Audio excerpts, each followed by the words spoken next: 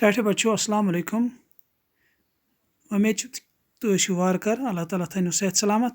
आज परो English grammar हवाल करो बे चूँकि पतिम यम जन हफ्त रोद अथ पे कंसंट्रेशन करान कि इंग्लिश ग्रामर युस अत पे करो रहल सहल।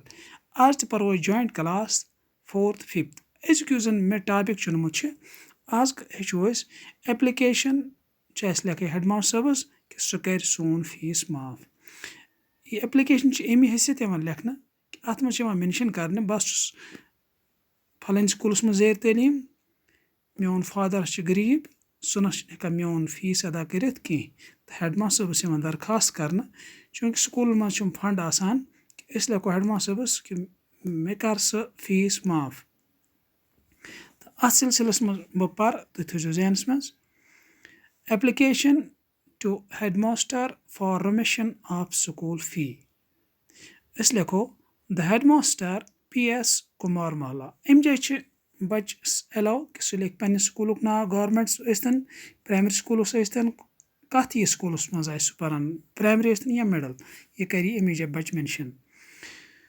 Sir I beg to say that I am a student of your institution. My father couldn't pay my school fee। यानी इन शॉर्ट वनो ये कि बस तुंद स्कूलस मज जेर तलीम मोन फादर ना हेकान मोन स्कूल फीस अदा कर कह। Kindly remission my school fee। बन कन लेखोस yours faithfully। इस लेखो नेम फुल नेम लेखो, पेरेंटेज लेखो, क्लास लेखो, बे दमोस डेट हन। इत पट हेच आज एप्लिकेशन कित पे लेखो हेडमास्टर सबस तह मज करो मेंशन कि बस चान स्कूलस मज जेर तालीम मे कर तुहस फीस माफ। इंशाल्लाह ग्रामर हवाल करो इंशाल्लाह यह हफ्त अमी खत थोमुत तो इंशाल्लाह पगह करो बेकिस टॉपिक्स पे कत। अस्सलाम वालेकुम।